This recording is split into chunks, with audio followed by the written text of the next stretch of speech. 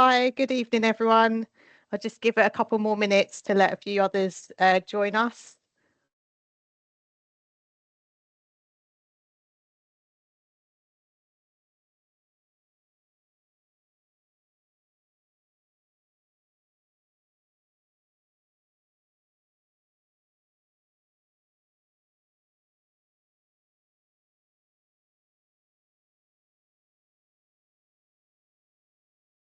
Okay, I'll just run through my little bit at the beginning. So good evening, everyone, and welcome to today's ECA Technical Tuesday webinar on power protection against fault currents, exploring cascading and backup protection.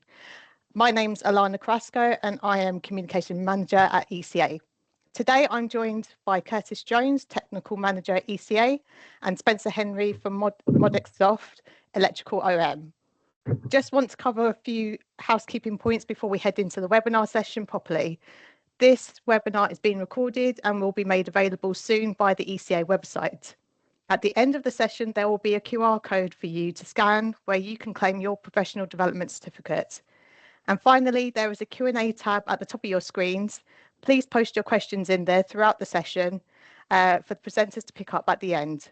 You can also vote on other people's questions. The more votes a question gets, the further up the wall it will go, highlighting the more pressing questions you want answered. So without further ado, I'll hand over to Curtis. Brilliant. Thanks, Alana, and good evening, everyone. Yeah, Technical Tuesday's presentation, slightly different to normal. Normally they're daytime, but as you can see on screen, we have a guest. So yeah, today's presentation, we're looking at protecting against fault currents, and we're exploring cascading, backup protection. There's even another term for it that we're going to touch on today, but effectively that we're going to be looking at that as a technique.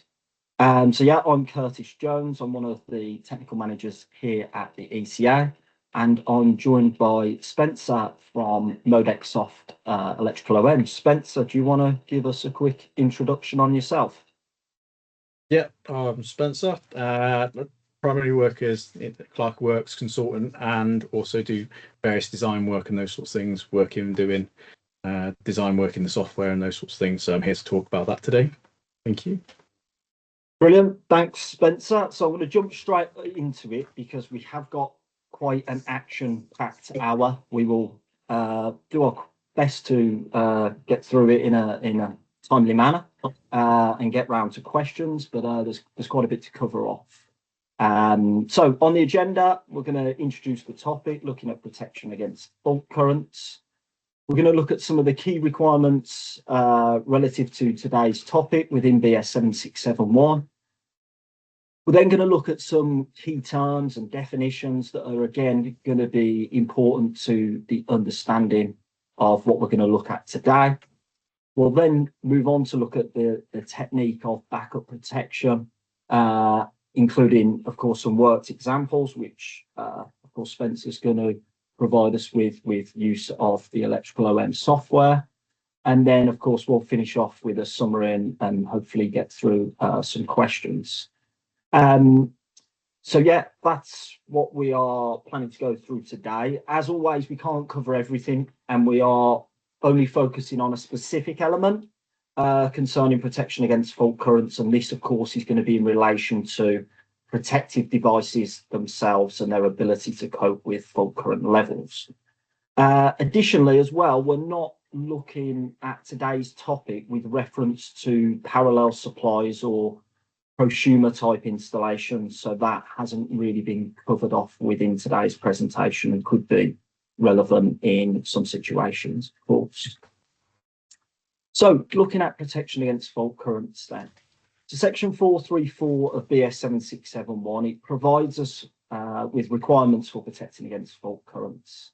And in a nutshell, its main focus, section 434 that is ensuring that live conductors within a circuit or a system, that they are suitably protected by an overcurrent protective device, so that the conductors do not suffer thermal damage, and also that these actual overcurrent protective devices themselves, that they are selected and that they are adequately rated for the levels of fault current that they may be subjected to. Now, this is a topic, ECA technical, we do receive inquiries around this via our technical helpline. Now, these inquiries vary, but I'd say the most popular is around the protective devices themselves, i.e.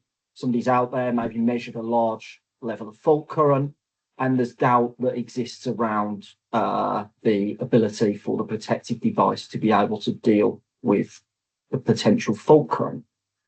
So one option, and what many apply, or what actually many, I believe, think is the only option, is since what we hear sometimes, is that we always have to rate the device for the highest fault current it may be subjected to. And yes, that is one option, and we will look at that today. But there is another option, and this, of course, is where we're going to look at the technique of cascading backup protection, or combined short circuit protection as another term, and we will cover off the terms shortly. Okay, so looking now at some key BS 7671 requirements. So section 434, I've already mentioned, set some key requirements with regards to protection against fault currents.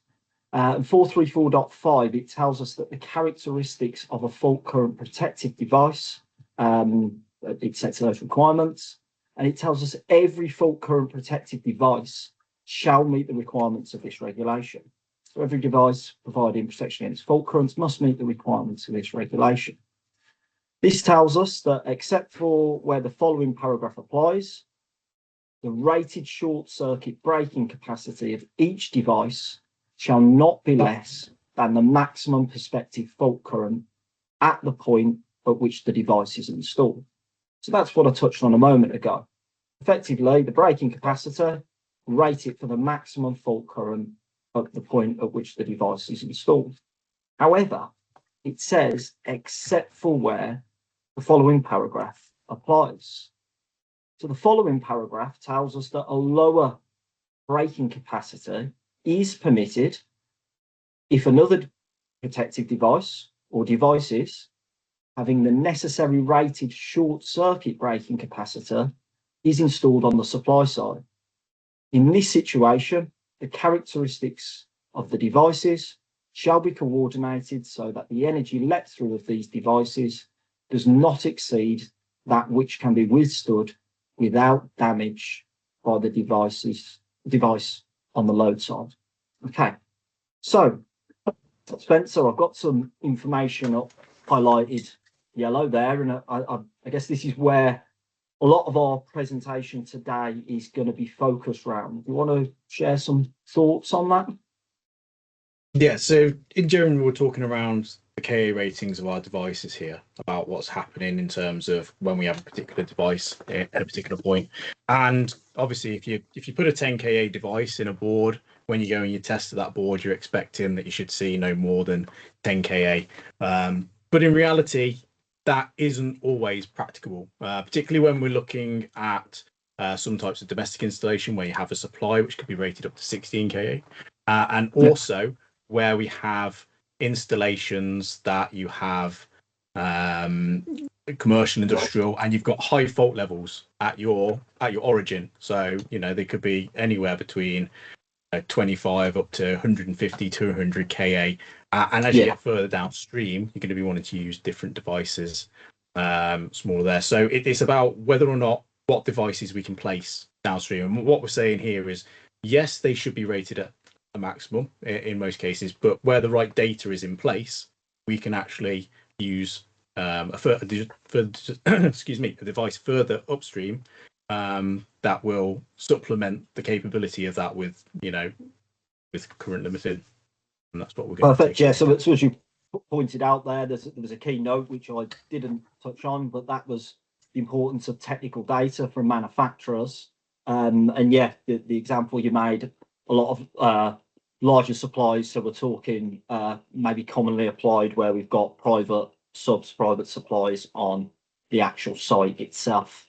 Okay. So that was, of course, chapter 43. Of course, part 4 sets our protective measures, looking at protection for safety, and 43 focuses on overcurrent requirements.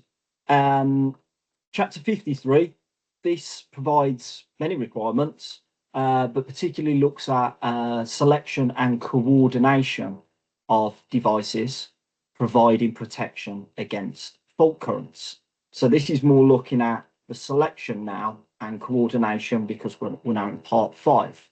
So there's varied requirements. I'm not really going to go through these in too much detail. I've just bullet pointed a few based on various regulations. So it tells us in chapter 53 that we need to take account of the fault current levels, which we've already sort of covered off already. It tells us where selectivity is required. Then carrying out appropriate verification will be needed. So we're looking at things here, the use of manufacturer's data, design software, manufacturer's declarations, and so on. It tells us that combined short circuit protection, and again, we are going to get into the definitions in a minute, otherwise known as backup protection by some. Again, it does detail this as an option. And again, this is looking at where we've got 2 or more devices, overcurrent devices in series. And again, it's going to need appropriate verification and use of manufacturer's data, for example. And there are requirements listed again in chapter 53 with the need to provide appropriate documentation if you're going to look to use this technique, if it's maybe appropriate. Okay, so looking at now some key terms and selectivity also. So starting with braking capacitor, as we can see on screen, there are various definitions concerning braking capacitor. Importantly, a different word at the front of each. Spencer, do you want to run us through sort of the differences here with regards to the different types of short circuit braking capacitor? Yeah, so we're only looking at a limited list of items here today, the ones that are more relevant, obviously, to the concept of what we're talking about. There are other terminology and things that are related to other points of selectivity, but we're going to focus on these 3. The first one here is the ultimate short circuit braking capacity.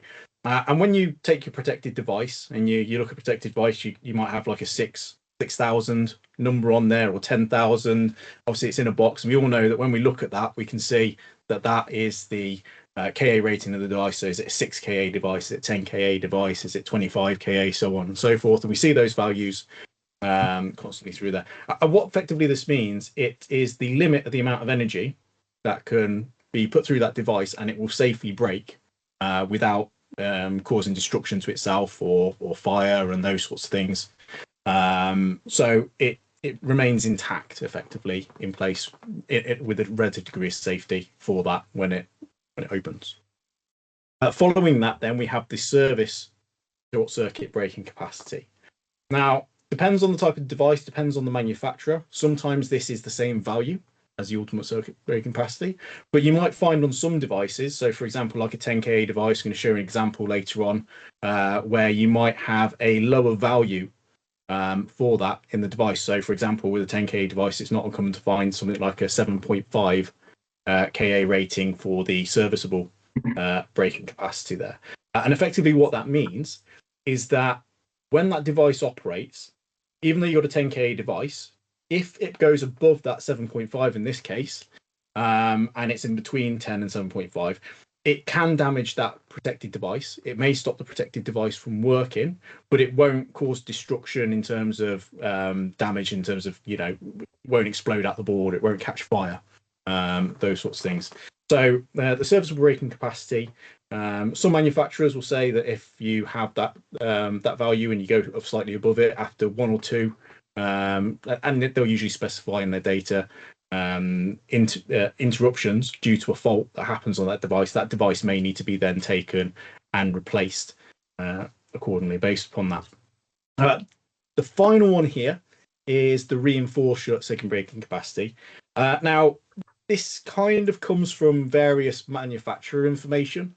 and those sorts of things. There's not always a specific term like we've got here, like we refer to it, and we also refer to it with using this within the software. We look there, but this is the value that will go in where you usually have manufacturer specific table information, and we're going to look at one in a minute. I believe you got an example to show up where we're looking at this backup protection, and we're going to see a device upstream and a device downstream, and because of that combination of those two particular devices, the manufacturer would have tested those devices at some point in that configuration, and they will say, well, even though this is a 10 kA device, if we consider a test value at that board up to XYZ value, I think the example coming up is 18 kA, up to 18 kA, we can consider the fact that the upstream device will reinforce or back up the protection of that device, so we won't see enough fault current to damage that device downstream. We'll obviously, this is a concept we're going to talk mostly about, and hopefully I'll explain that a little bit better as we go through today. Brilliant, perfect, thanks Spencer. So effectively, high-level overview summary here. The ultimate short-circuit breaking capacity, absolute most it can take, but it may no longer be usable after it goes above the service short-circuit breaking capacitor.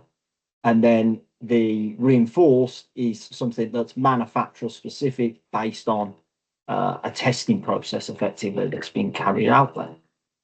Okay, moving on to look around selectivity now and the different forms. Now, as a designer, the assessment needs to be carried out, assessing the general characteristics of an installation, and a designer would need to consider the division of the installation and, of course, any need for continuity of service for maybe particular circuits. Now, this is something we're going to come back to a little bit later, because if this is a key consideration, the use of backup protection may not always be suitable, the technique we're going to look at today. But I think we'll explore that and talk about that a little bit more when we go through some worked examples. So Spencer, do you want to run us through the different forms of selectivity?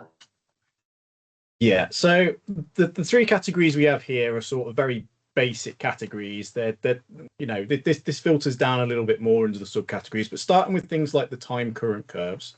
I mean, we're all should be familiar with the time current curves. We see them in the back of BS 7671. We've probably all seen them in college and those sorts of things when we're looking at protected devices. And obviously, that's all about how quickly a device can operate and open under a fault condition. And we want that device to often disconnect. If we're in a TN system, for example, within 0.4 seconds or 5 seconds, depending if it's a distribution or if it's over a particular, I think 63 amp socket outlets, 32 if it's a fixed piece of equipment, so on and so forth. So the time current curves is all about how quickly we can make a device operate under the condition of fault and those sorts of things. When we look at things like energy let through and selectivity tables, while this is useful in terms of if you've got high levels of fault and those sorts of things, primarily really in a nutshell, you're looking for these tables and information so we can get the correct sequence of operation of your devices.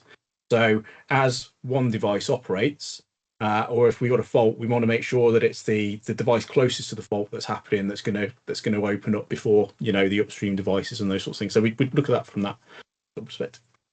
Backup protection, what we're going to look at today, and the current limiting is then obviously all about the relevance of the fault levels at the various point in our system.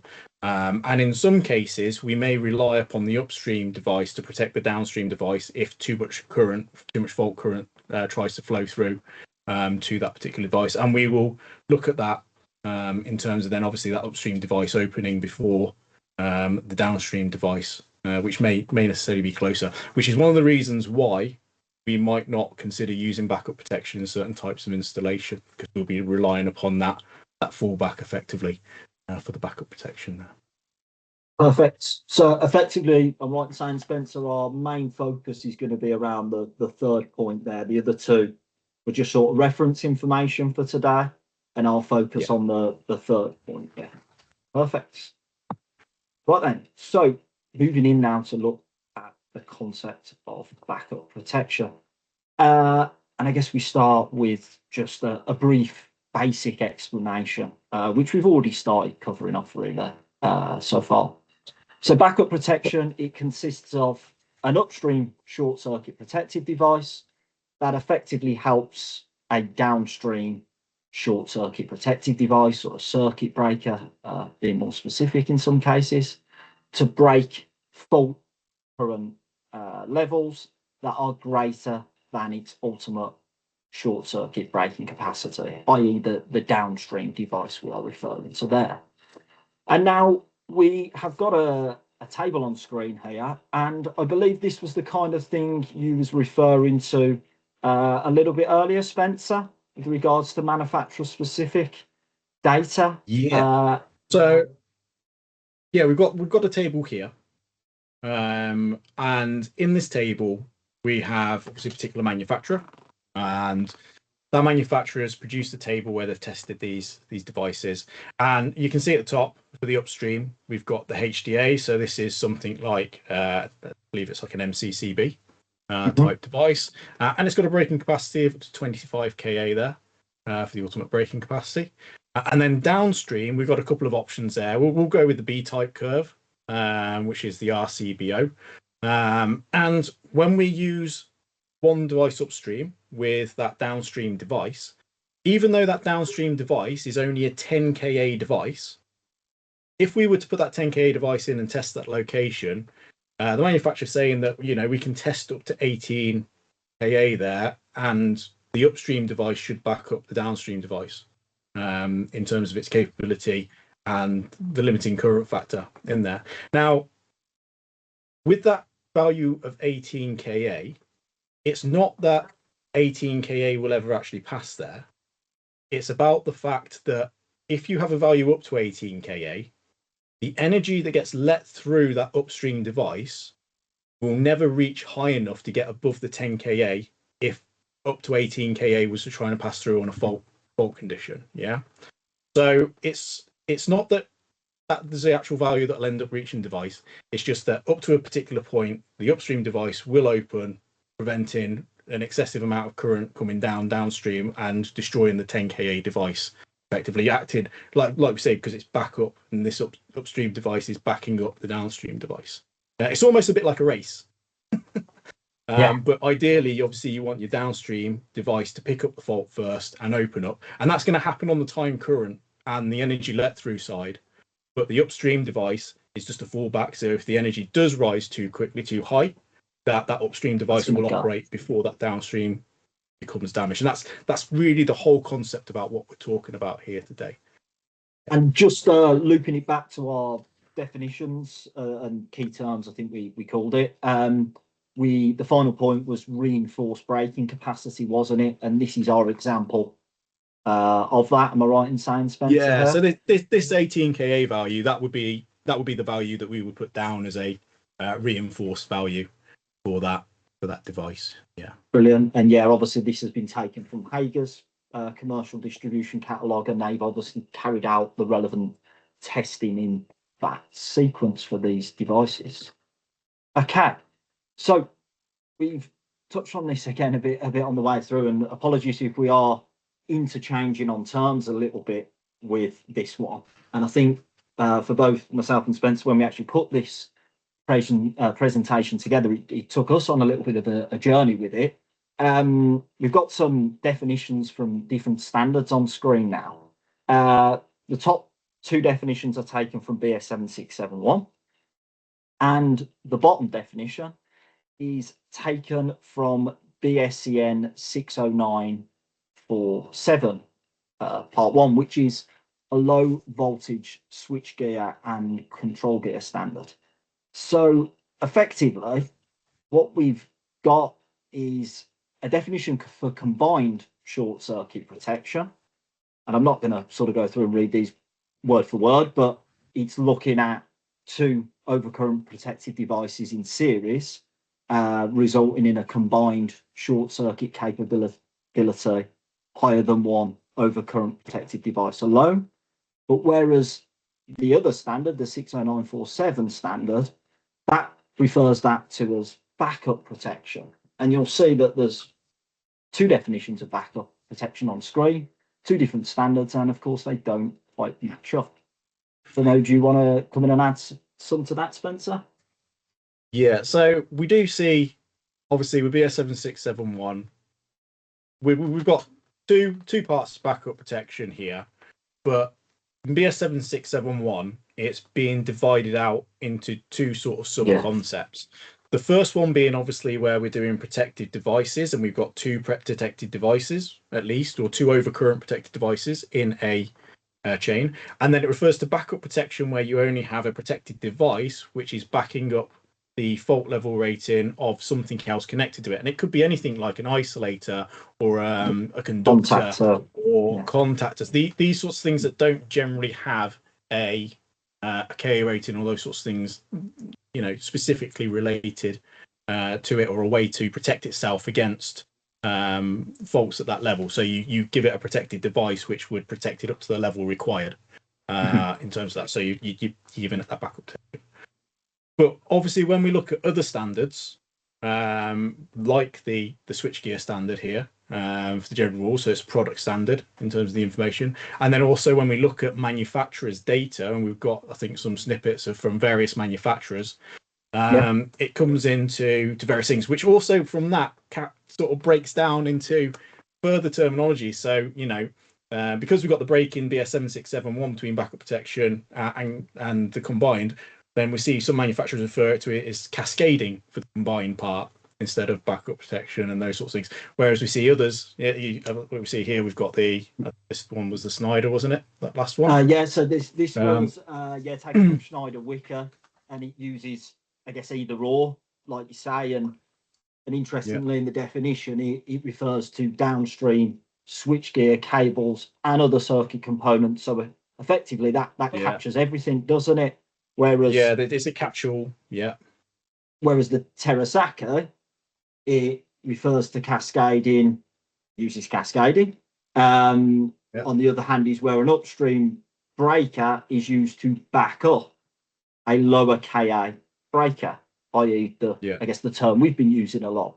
So it's, and then again, moving on to Legrand. Again, within Legrand's data that we obtained, it was more backup protection. So effectively, I think we're sort of highlighting this up, I guess, Spencer, aren't we, to make people aware BS7671 may refer to it as combined short circuit protection, but because you may be working specifically with manufacturers' data here, be aware there are other terms, backup protection.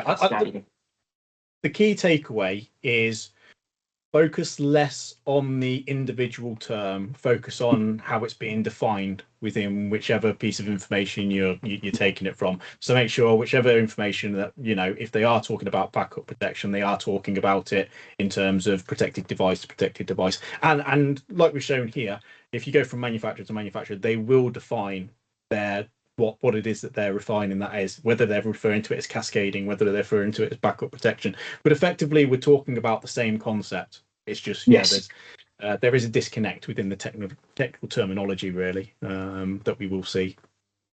Okay, perfect. Now, we spoke a lot about the concept. I think you're going to take the screen now, and we're going to work through some examples. Yeah, well, we're going to work through example. I'm just going to pop up here. Mouse a sec. I'm going to pop up my screen. So I've just opened up example from, here's one I made earlier. Now, this first example is more geared towards the domestic elements of what you may look at. And actually, it goes a little bit further in this particular case, because you'll see here I've got example 16KA DBO. And the DBO refers to the fact that this distribution board is intended for use by ordinary persons. And there's actually a whole product standard around this particular concept.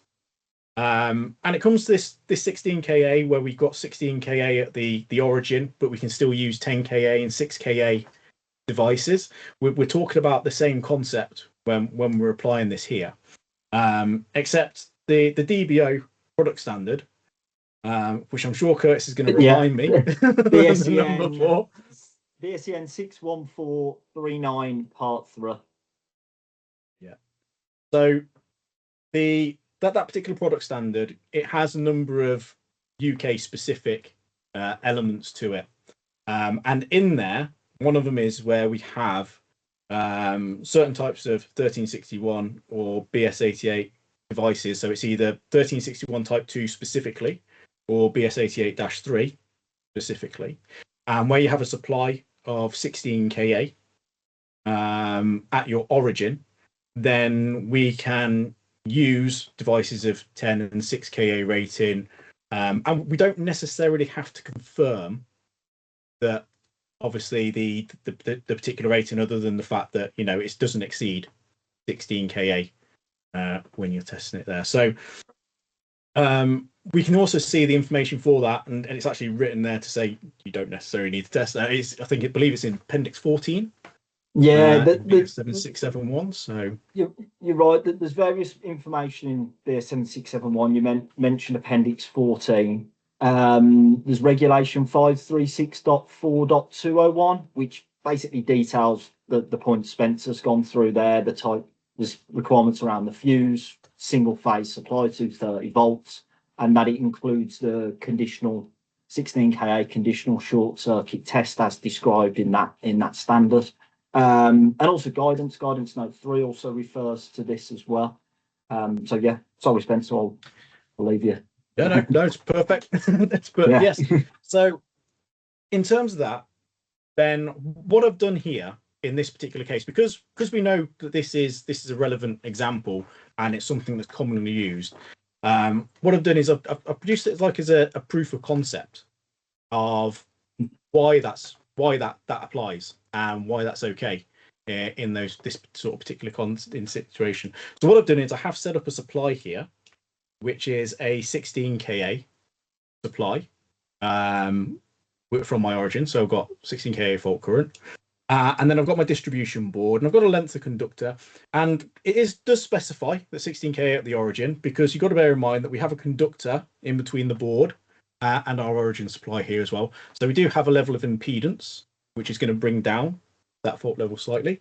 And if I go into the information here in the software, we can see here at the supply I've got about 16 kA, and the numbers here, my maximum ISC at my endpoint, this refers to the fact that at the board after my conductor, from that impedance, I've got around about 15 kA that we get to this board.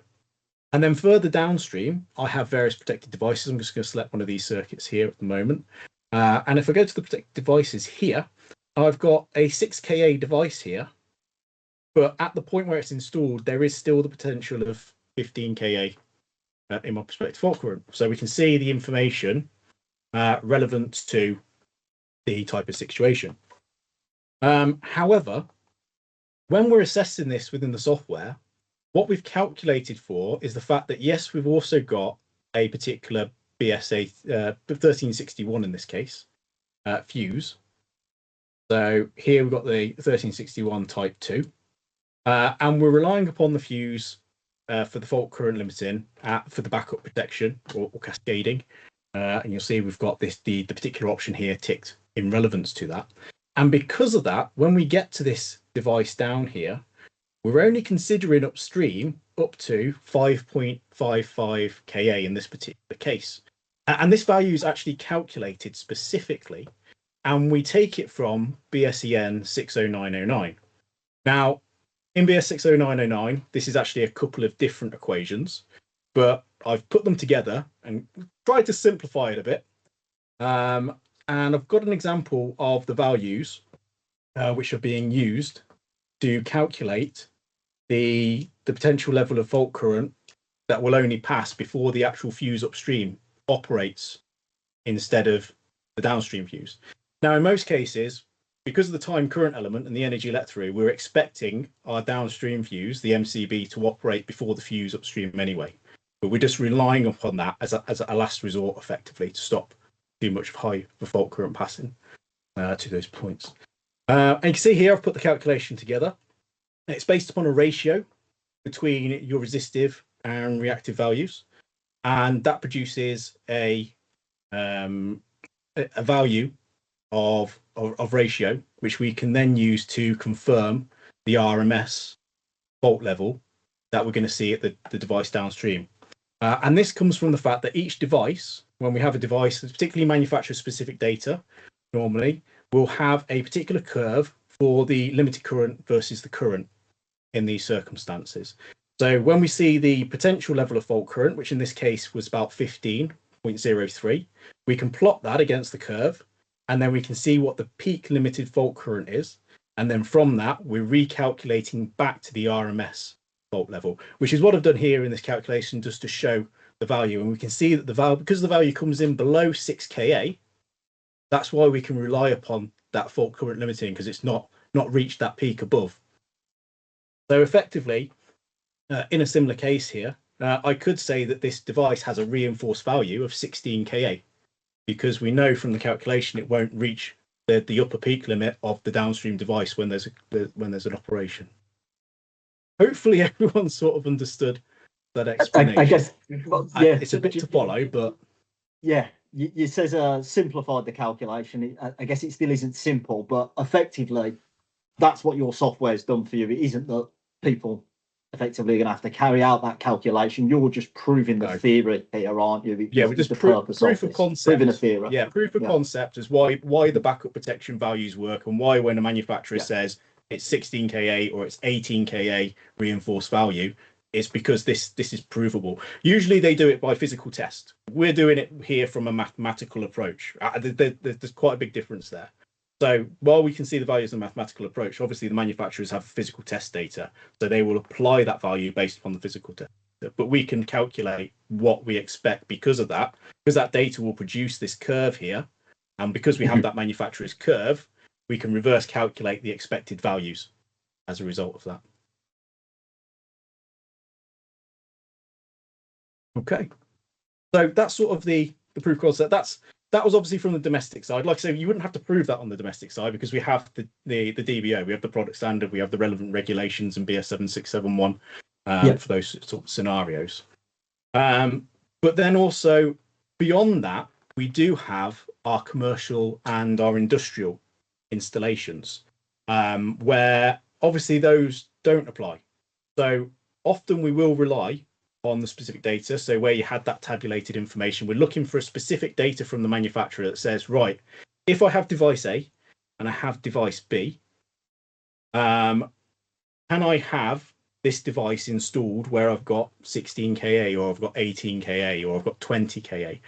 And it is always down to the manufacturer specific data. Obviously different ranges work differently with each other, which is why it's important always to have that manufacturer specific information. It's also worth noting that when it comes to manufacturer-specific data, it obviously will only be specific to their ranges. I don't believe there's any manufacturers out there that do their devices against other ranges of devices to look at backup protection. So while we are calculating in the software the relevant elements, and you could calculate that yourself using the mathematical approach, you would also, though, have to take on the responsibility and warranty as the manufacturer if you're using backup protection by calculation only. Obviously, manufacturers wouldn't warranty that if you were doing that. So generally, I would always recommend it's best to use the manufacturer-specific data. But where this calculation also comes in handy is where we have other types of scenario where we also talked earlier on about the serviceable breaking capacity and the behavior of systems when we're looking at that from a future maintenance point of view and recording when faults happen on those sorts of things on a system. So I have another example. Just to jump in as well quickly, Spencer, before you go through the larger scale example. You noted the importance of this to apply really this process. It's down to manufacturer specific testing, manufacturers' devices that they've tested. And this is also mentioned in BS 7671, regulation 536.4.2.1. It covers combined short circuit protection, and pretty much the words you were saying, although worded a little bit different, it was that concept. It's down to, you know, manufacturer specific testing. So yeah, just to reinforce that one a little bit more. Yeah. So back to my example here. I've got two versions of the same installation, which I've put into place here. All the protected devices are the same. All the conductor sizes are the same. Earth sizes, everything in here is pretty much identical, apart from the supplies. So I've put two supplies in. I've put one in at 14 kA, and I've put one in at 32, a little bit more than 32 kA just here. And I'm going to go to my final circuit on my second supply here. And because I've got a higher level of fault current, we can see the backup protection has been calculated. Here we can see from the manufacturer's data that I have a particular type of MCB here. And upstream of it, I have this backed up by another range from the same manufacturer where they've tested and they've said, right, if I use this device with this device, I can consider this device to be installed effectively in a system where I'm getting a value of up to 25 kA at this point in the system. And if we look here where this device is installed, again, if I look at this value here, I can see that effectively where this device is installed, there's potential of 21 kA fault current at this point. But then obviously we've calculated using the calculation method within the software and the manufacturer's specific curve data. So when we go to the selectivity study here and we look at the limited current curves, we can see from the value where it intersects with the upstream device at what level we're going to pick up our peak value. And then obviously we've calculated back to the RMS.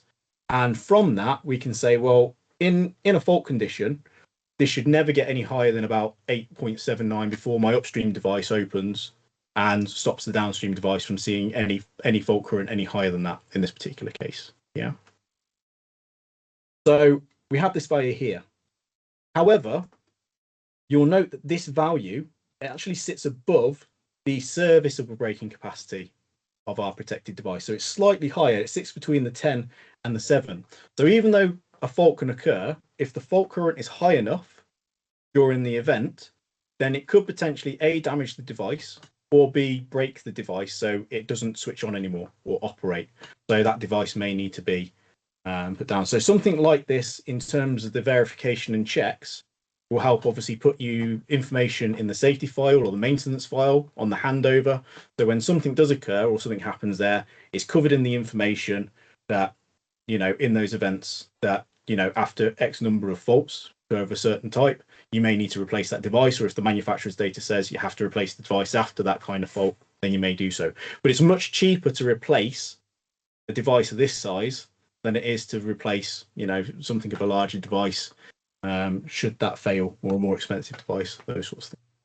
So you're highlighting case, one advantage there of cost. Yeah, I've jumped ahead of myself. This is why you might do it.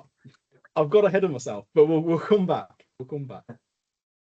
So we got that. Now, if I go to the other supply where I had a lower fault level at my supply, it's all the same system, same impedances, same devices, same curve information. But in this case, because I have a lower starting fault level, I've also then got a lower calculated braking capacity on my limited current curves from that, which is actually now below my 7.5. So it should never get high enough to actually cause damage to this device. So this device should remain in place. So with the two examples here, with the other one, I could have replaced the device with a device that has a serviceable rating capacity of also 10 kA or a higher rating capacity of that, or I could have selected different combination of devices, which may have a better current limiting or allow for a better disconnection between those devices. So that would have been another consideration that we could have made for making changes there. So yeah, you've highlighted up a few things there. So we're again seeing, I guess, Spencer, aren't we, the reinforced values again, and then we're also seeing how there could be a few decisions here to make as a designer in terms of whether you see it suitable maybe to select something with a higher braking capacity in terms of sort of maintenance or reliability of the device remaining in service. I guess at this point, is it worth us discussing some of the advantages of why is it that for particularly with larger installations, why is this technique often applied? So the clear advantage is the fact that instead of having to use at a point in this system where I may potentially have a level of 21 kA or a high fault level at the particular point of the device, instead of having to fit a larger device like an MCCB, because at 25 kA we probably would have to move to an MCCB device. Yeah. So it's larger, it's a different board, it's more costly. Yeah, it's the difference between having to spend pounds per device and hundreds of pounds per device. Plus obviously all the equipment and installation equipment go with that. Space. Yeah, all these things will play a part, obviously, in cost. And as we know, generally, when it comes to these, cost does end up being king in those certain circumstances. That said, I would not use this methodology of backup protection if I was designing certain types of circuit. So I wouldn't rely upon it for obviously life safety critical, sort of in medical locations and those sorts of things. I probably wouldn't rely upon it for systems where I'm trying to feed boards that are feeding server equipment and business critical things that if loss or something went down on it, then there's a problem, because you could potentially have a problem on another circuit or another board. And if that backup works as a backup and opens, you've got the potential to lose large sections of an installation rather than an individual circuit under the worst case scenarios. And fair enough, it might be due to the age of the system, and obviously over time things tend to deteriorate, they perform less well than when they were originally installed. But you know, on those certain higher risk installations, I'd probably want to carry out a design risk assessment and include that within there to say, right, the reason why I've used backup protection is because of X, Y, Z, or the reason I haven't used backup protection is because there's a higher risk due to, again, X, Y, Z, and obviously making sure that we've got that documented for all sorts of reasons, whether it be obviously warranty in a situation or just in case, you know, client wants to come back and make a claim for a loss and those sorts of things. It's just that they're aware that those decisions were made and signed off for whatever reasons as well that there. So yeah. So effectively, it's a big design decision. Effectively, your client may need to be involved, and if continuity of service is critical, you know, you listed some examples. Then this might not be an option, and that isn't to rule it out within an installation, because you may be able to separate certain critical services, feed them from the origin of the supply, so you know they're not in series. And that's why there, you know, you can make appropriate selections on as and when, you know, that you could look to apply this measure effectively, then, couldn't we?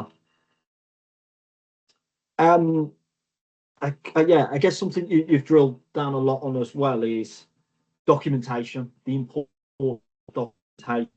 Now, what about, I guess this may highlight it, existing installations. So, but that comes down to the importance of documentation again, isn't it? Yeah, I sort of answered that question earlier.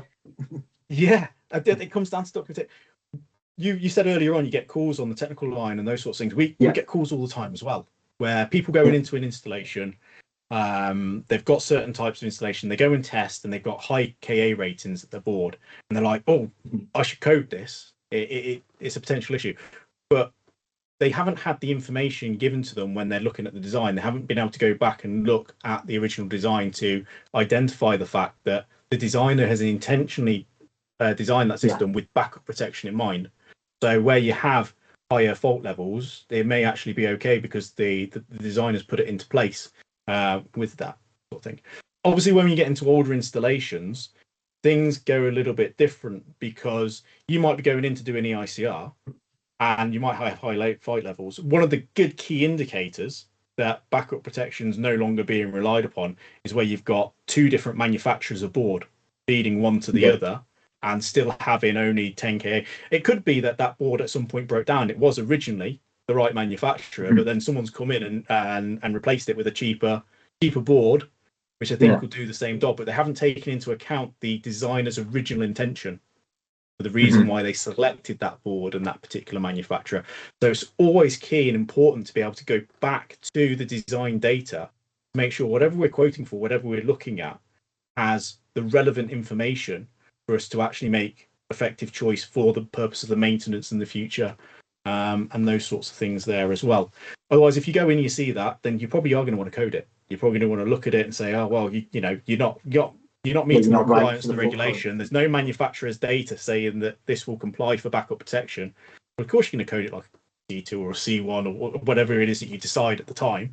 Obviously, being the person that's competent in making that engineering judgment, if you're doing the inspection and testing, you're going to want to make that call. But the information needs to be there for you to make that call. So if you don't have the information, then obviously you're going to want to go with the more worst case scenario. If you do have information available, they can go back. But yeah, I mean, the number of times we've had people come and say, oh, we've had a quote from this person I've had to quote this person because all these KA ratings are too low, and it's like thousands of pounds. They're like, oh, we only had this done like a year ago. And then you look at it and you're like, well, actually, no. Look at the manufacturer's data, look at the specific design characteristics, and you'll see backup protection in play. We're actually okay. I've had similar conversations with members they've gone into that circumstance, and they're going to be turning around to clients and essentially saying thousands of pounds of work, and I'm like, okay, we need to be careful because it's going to be quite a big something to to go and state. So I guess it's speaking to the client, trying to get that information so you can make that assessment. But yeah, agreed, that's not always easy.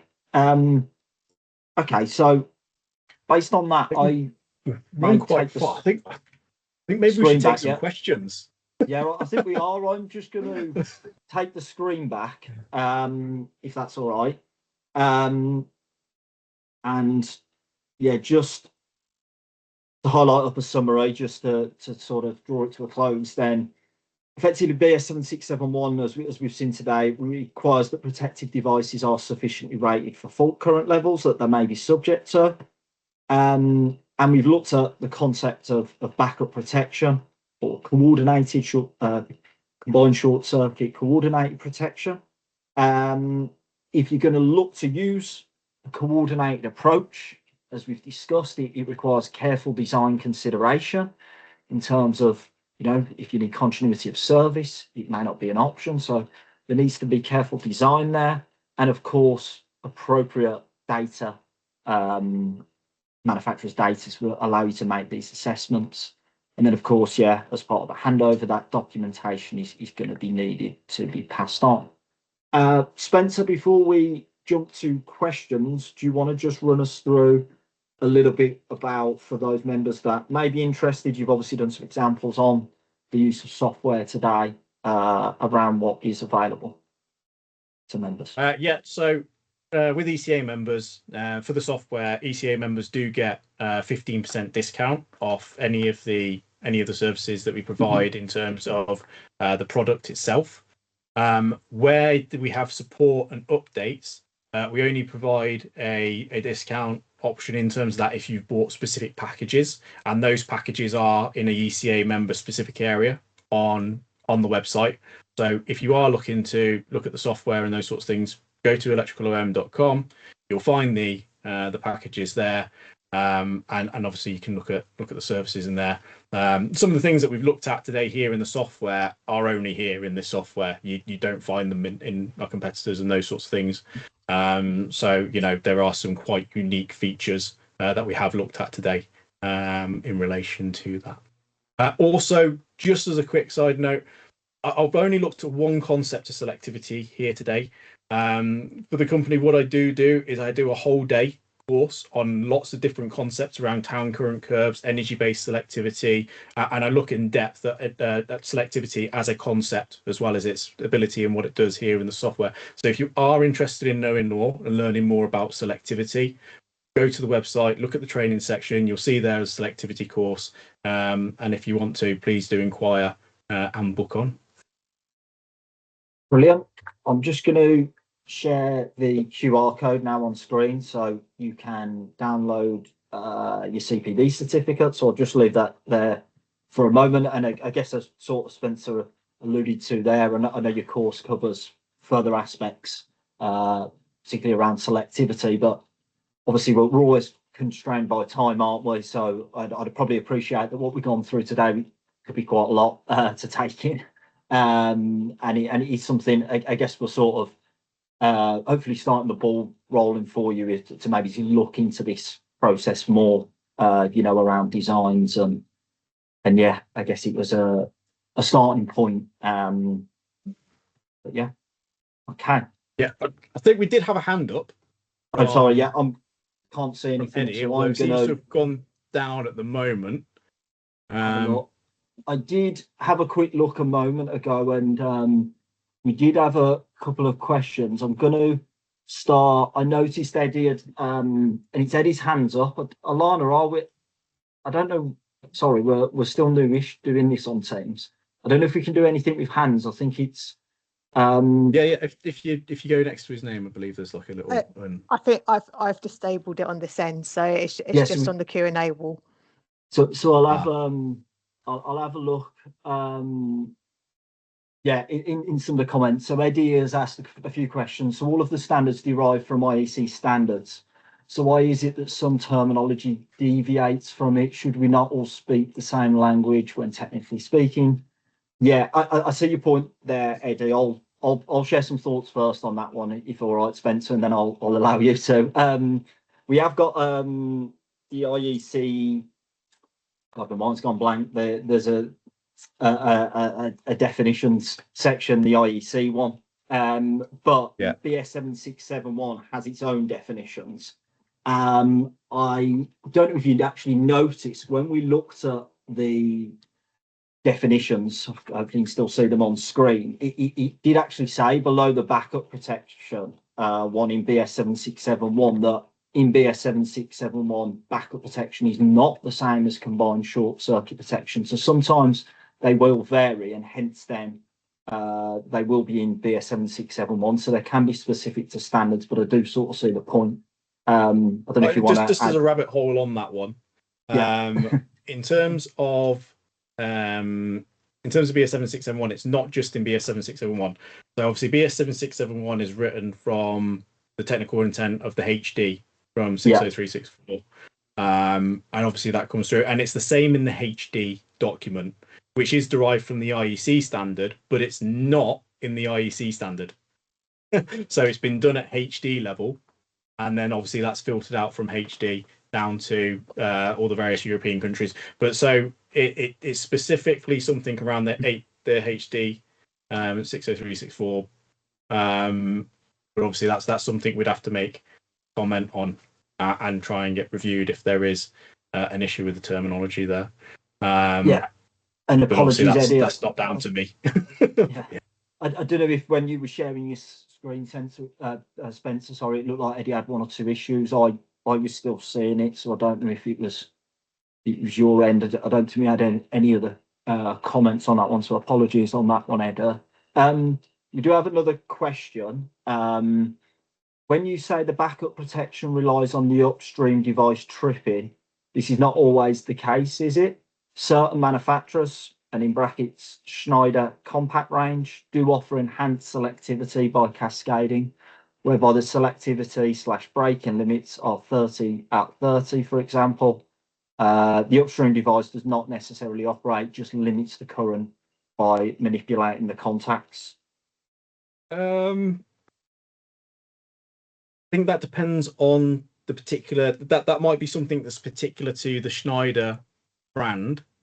As something I would have to look into that a little bit more, but generally speaking, I don't believe that's necessarily the case across the board. No, so you usually are relying upon the upstream device to provide backup to limit that level. I don't know if you might be mistaken or getting that mixed up with another concept in terms of the selectivity tables and those sorts of things, but they do provide. Some manufacturers do provide both selectivity and backup protection as a simultaneous thing. So there is something else which we haven't touched on today. Like I said, we're just looking at the core concept of backup protection. We're not looking at everything overall, because we've looked at only one stage backup protection here. There's multi-stage backup protection where you've got multiple devices in a chain and those sorts of things as well. So there's also different behaviors related to that and certain things that would have to be taken into consideration. So Yeah, I would have to look at the specific range information and the manufacturer's data to confirm that specifically, if it is related to specifically backup protection, or whether or not it's a combined element of selectivity with the energy let through as well as the backup protection, which two different things.